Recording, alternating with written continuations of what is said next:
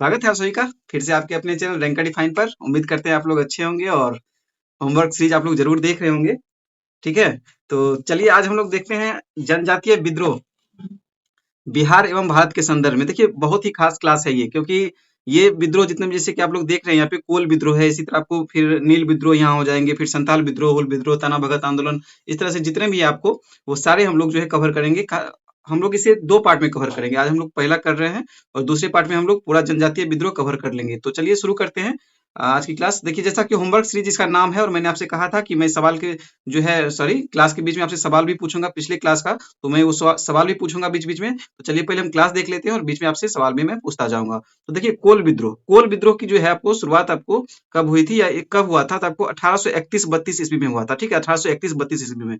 एकदम ध्यान से देखिएगा, एकदम टू द पॉइंट हम लोग चलेंगे और इस तरह से मैंने आप लोगों के लिए नोट्स तैयार किया है कि आपके अगर कथन कारण वाले भी क्वेश्चन आए ना तो वो भी आपसे बने, क्योंकि देखिए अभी दरोगा मेंस में जो एग्जाम हुआ है उसमें आपको कथन कारण वाले स्टेटमेंट वाले क्वेश्चन बहुत सारे थे। और आपको पता है कि बीपीएससी है तो बीपीएससी आपको और अंदर जाएगा ही जाएगा। जब दरोगा का ये हाल है तो आप लोग समझ सकते हैं कि कंपटीशन किस लेवल पे जाने वाला है। इसलिए थोड़ा सा अच्छे से आप लोग जहां से भी पढ़ रहे हैं खुद से तो थोड़ा सा डीपली नॉलेज जरूर गेन कर लीजिएगा। ठीक है, और एकदम ध्यान से सुनिएगा पेशेंस के साथ। बहुत ज्यादा लंबी क्लास नहीं है ये।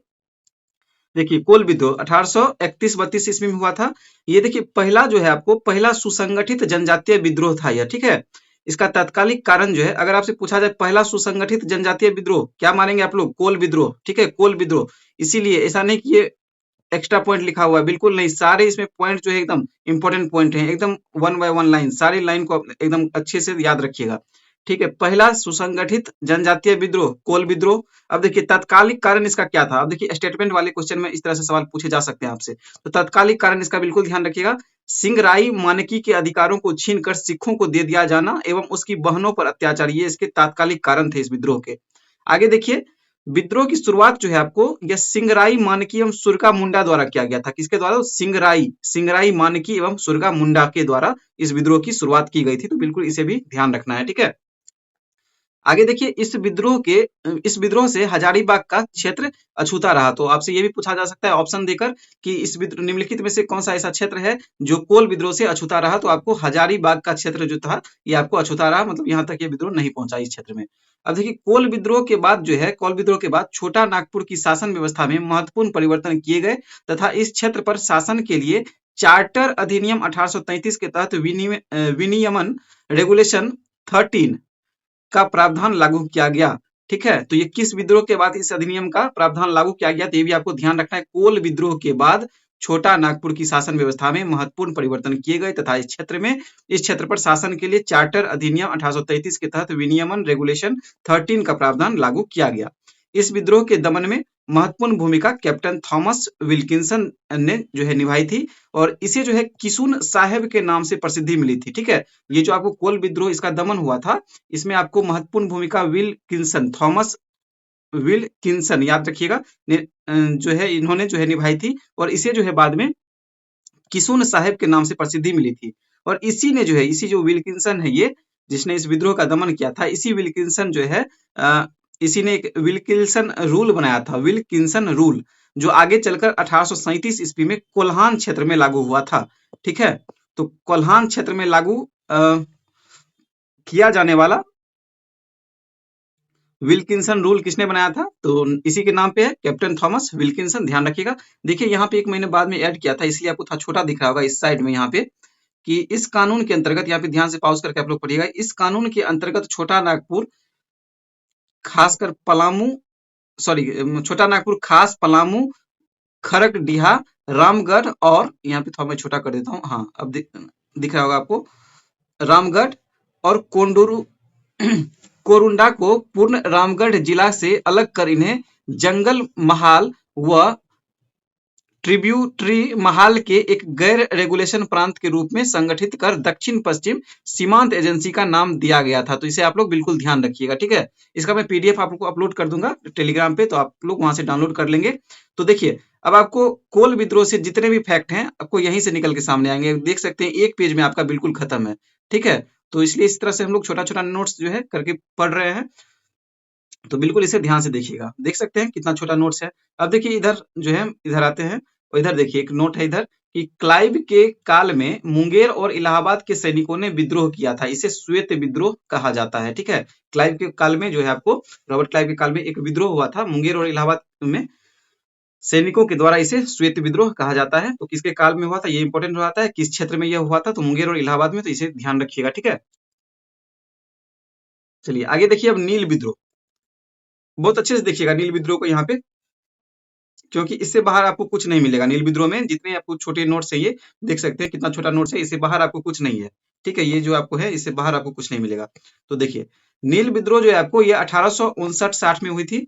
पहली घटना यह सितंबर 1859 में बंगाल के नादिया जिले में स्थित गोविंदपुर गांव में हुई थी। ठीक है, इसकी पहली घटना जो है नील विद्रोह की पहली घटना आपको सितंबर 1859 में बंगाल के नदिया जिले में स्थित गोविंदपुर गांव में यह हुई थी। ठीक है, अब देखिए दिगंबर विश्वास और विष्णु विश्वास ने के नेतृत्व में नील की खेती जो है बंद कर दी गई थी। ठीक है, और इसी के बाद जो है यह घटना यहाँ पे, सॉरी, यह आंदोलन शुरू हुआ था।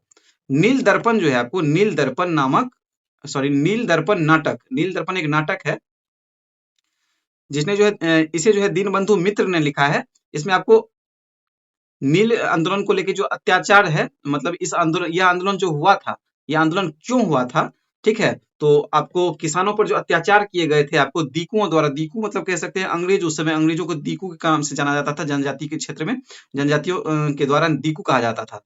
ठीक है, तो उनके अत्याचारों का चित्रण इसमें किया गया है नील दर्पण। ये बहुत बार सवाल पूछा गया, आप लोग प्रीवियस ईयर देखे होंगे तो ये सवाल बहुत बार पूछा गया है। नील दर्पण जो है, नील दर्पण एक नाटक है, एक पुस्तक है जो नाटकीय तौर पे इसमें चित्रण किया गया है। ये दीनबंधु मित्र के द्वारा लिखा गया था, इसी आंदोलन से संबंधित है आपको। ठीक है, नील विद्रोह से ही।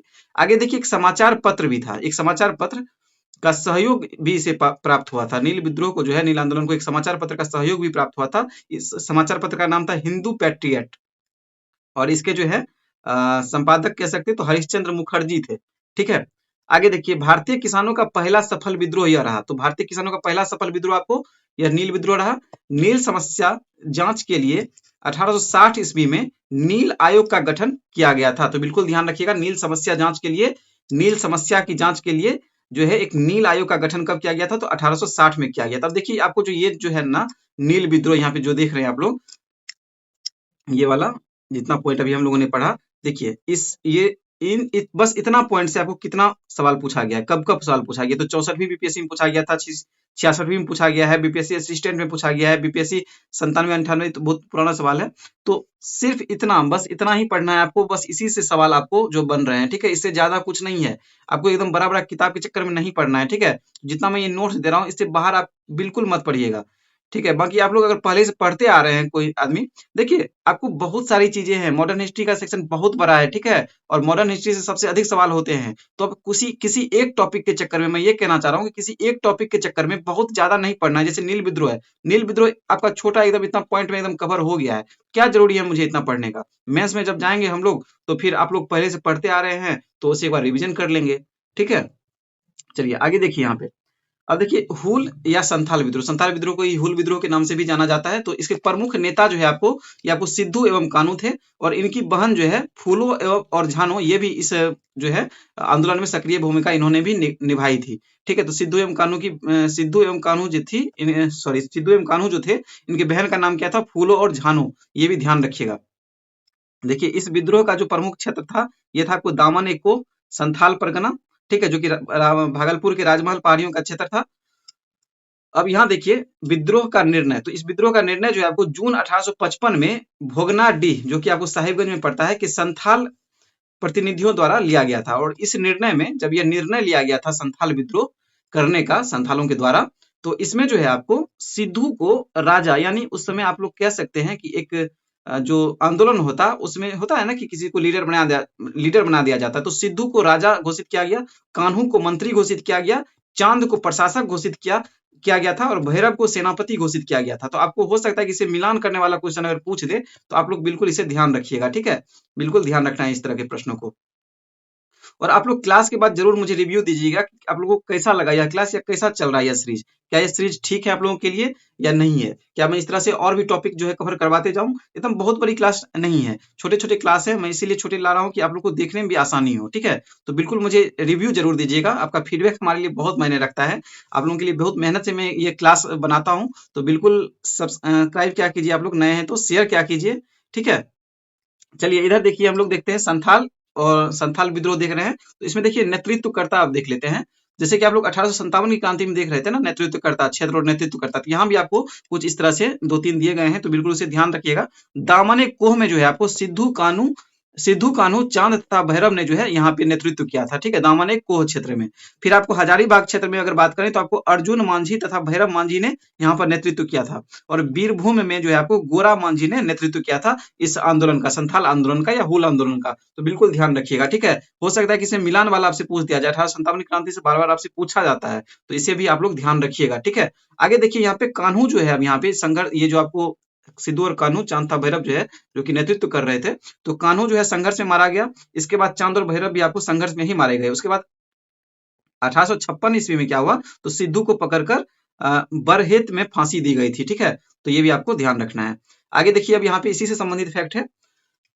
एलिस एडम्स एलिस एडम्स की रिपोर्ट के आधार पर 1855 के अधिनियम 37 के अंतर्गत दामन कोह का नाम बदलकर संथाल परगना कर दिया गया। तो किस अधिनियम के तहत किया गया, ये भी आपको ध्यान रखना है। ठीक है, 1855 के अधिनियम 37 के अंतर्गत। और यह किसकी रिपोर्ट थी, तो एलिस एडम्स की यह रिपोर्ट थी। ठीक है, अब देखिए यह जब किया गया ना संथाल परगना, तो इसमें आपको 4 जिले जो है शामिल किए गए थे, दुमका, देवघर, गोड्डा और राजमहल। ठीक है, दुमका, देवघर, गोड्डा एवं राजमहल। चलिए आगे देखते हैं। यहाँ पे देखिए संथाल परगना काश्तकारी अधिनियम 1860 में पारित।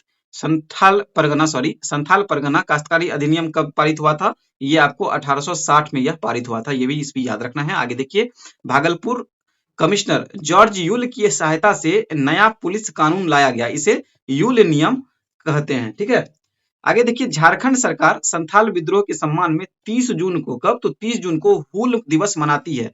हूल दिवस जो है मनाती है झारखंड सरकार, या 30 जून को मनाती है। तो ये इसी विद्रोह के सम्मान में या संथाल विद्रोह के ही सम्मान में कह सकते हैं कि मनाती है। ठीक है, बिल्कुल ध्यान रखिएगा।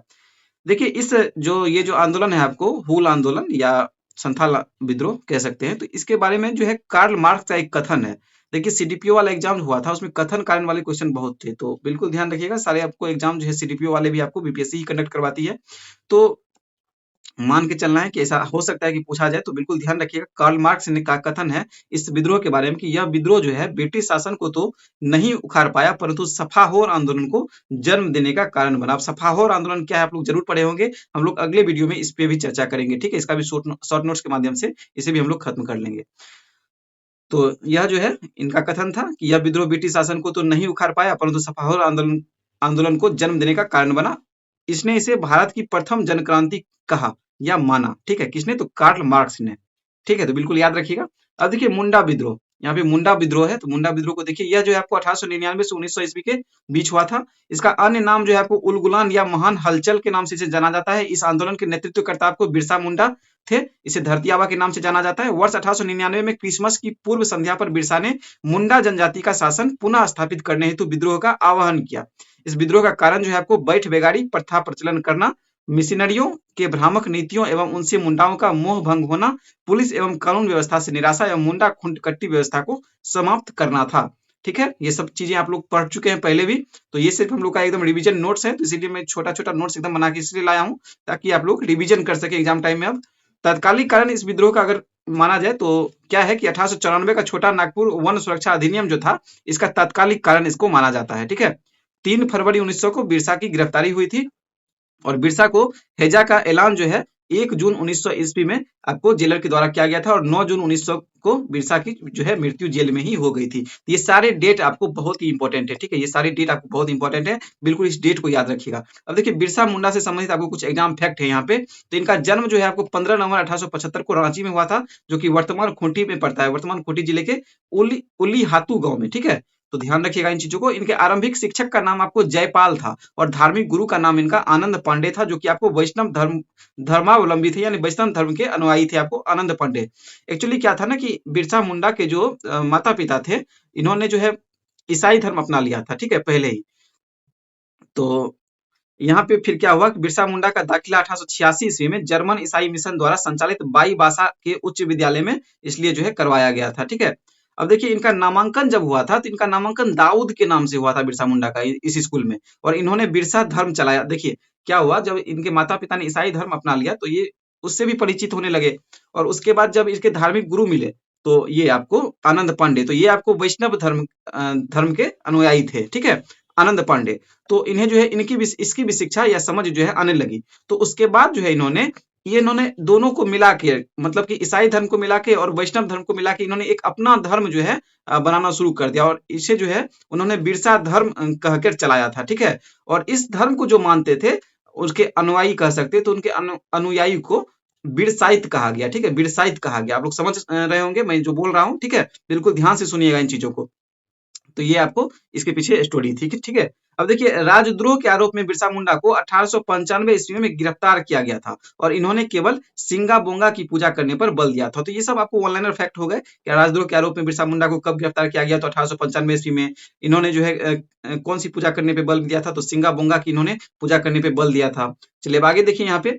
अब देखिए 1816 ईस्वी के फुल्का विद्रोह का नेतृत्व बंदा बहादुर ने, अलग फैक्ट है ये, एग्जाम ओरिएंटेड। तो 1816 ईस्वी के फुल्का विद्रोह कहां से संबंधित है, तो पंजाब से, का नेतृत्व बंदा सिंह बहादुर ने किया था। और बंदा सिंह बहादुर के बचपन का नाम था आपको लक्ष्मण देव। देखिए ये सवाल भी आपको पूछा गया है बीपीएससी में, अगर आप लोग एनालिसिस किए होंगे प्रीवियस ईयर का तो ये सवाल आपको पूछा गया है। अब देखिए वर्ष 1818 ईस्वी में वघेरा विद्रोह जो है बड़ौदा में हुआ था। तो डेट याद रख लीजिएगा इसका, बघेरा विद्रोह कब हुआ था, 1818 ईस्वी में, बड़ौदा में। आगे देखिए मानव बलि प्रथा का निषेध करने के कारण अंग्रेजों के विरुद्ध विद्रोह करने वाली जनजाति का नाम क्या था, तो खोंड था इसका नाम, खोंड जनजाति। नेक्स्ट पॉइंट है यहाँ पे 1855 ईस्वी में संथालों ने अंग्रेज कमांडर मेजर बारो को हराया। तो ध्यान रखिएगा संथालों ने अंग्रेज कमांडर मेजर बारो को कब हराया था, तो 1855 ईस्वी में। अब देखिए ताना भगत आंदोलन, ताना भगत आंदोलन यहाँ से भी प्रश्न बनते हैं आपको वन लाइनर। तो प्रारंभ जो है इस ताना भगत आंदोलन का आपको वर्ष 1914 ईस्वी में झारखंड के छोटा नागपुर क्षेत्र में हुआ था, ठीक है। यह जो है आपको उराव जनजाति द्वारा, ताना भगत आंदोलन किस जनजाति के द्वारा शुरू किया गया, तो उराव जनजाति के द्वारा, उराव। इसके नेतृत्वकर्ता का नाम क्या है, तो जतरा उराव इनका नाम था, ठीक है। इस विद्रोह का आंदोलन या फिर सॉरी ताना भगत आंदोलन का जो कारण है, मतलब ये क्यों यह शुरू किया गया था, इसका कारण था आपको लगान की ऊंची दर एवं चौकीदारी कर जो है इस आंदोलन का प्रमुख कारण था। वर्ष 1948 में स्वतंत्र भारत सरकार ने ताना भगत रैयत एग्रीकल्चर लैंड रेस्टोरेशन एक्ट पारित किया था। तो ये भी आपको ध्यान रखिएगा कि स्वतंत्र भारत सरकार ने ताना भगत रैयत एग्रीकल्चर लैंड रेस्टोरेशन एक्ट कब पारित किया था, तो वर्ष 1948 में, ठीक है। तो ये हम लोग का एक शॉर्ट नोट्स था।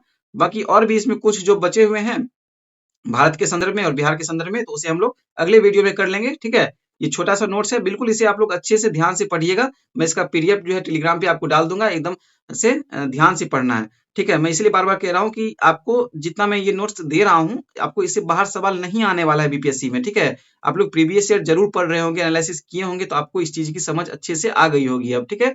तो आपका एग्जाम अब बहुत नजदीक है, तो बार बार रिविजन कीजिए। और बहुत मेहनत से आप लोगों के लिए वीडियो बना रहा हूँ, तो बिल्कुल आप लोग शेयर जरूर किया कीजिए, ठीक है। शेयर आप लोग किया कीजिए, क्योंकि आपका शेयर ही मुझे जो है और मोटिवेट करता है इस तरह के और भी क्लास लाने के लिए। तो बिल्कुल आप लोग शेयर किया कीजिए, ताकि मुझे भी, मेरा भी हौसला बना रहे, इस तरह का मैं भी वीडियो बनाता रहूं आप लोगों के लिए, ठीक है। चलिए मिलते हैं हम लोग बहुत जल्द नेक्स्ट क्लास में, अगले टॉपिक पे, अगले टॉपिक यानी जनजाति विद्रोह के अगले भाग में, ठीक है।